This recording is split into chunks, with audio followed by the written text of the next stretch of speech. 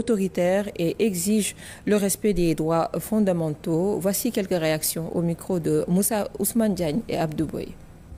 Il est rare, très rare de voir sur une courte durée un acharnement aussi injuste, aussi cruel, aussi radical, aussi malhonnête que celui que le pouvoir exerce sur notre mère Amadou Mansour Faye. Depuis qu'ils étaient dans l'opposition, le PASTEF et particulièrement son chef ont fait de Mansour Faye une de leurs cibles privilégiées. Aujourd'hui, cette haine bestiale s'abat violemment sur lui, aux attaques verbales menées par les cadres et militants du PASTEF, malgré la décision de la Cour suprême.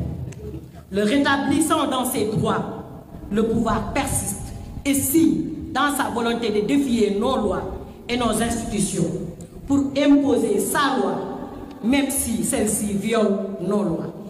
Mesdames et messieurs, tous nos compatriotes peuvent attester d'une vérité et d'une grande vérité. Le pouvoir a décidé, en violation flagrante de nos lois et du droit, d'en finir avec notre mère, notre leader Mansour Faye. L'emprisonner est plus que son rêve, c'est son désir le plus profond aujourd'hui. Parce que nous comprenons bien les motivations de ces actes dilatoires, que tenons à lui dire, la manœuvre ne passera pas. Parlons de ce vaste réseau de trafic de cocaïne qui a été démantelé entre Dakar, Bissau et Bamako. 80 kg de drogue dure, 10 véhicules et des millions de francs CFA saisis.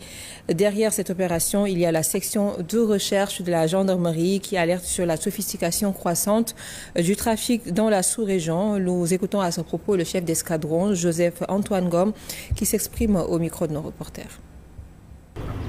Dans sa mission régalienne de protection des populations et des biens, la gendarmerie action de lutte contre la criminalité organisée.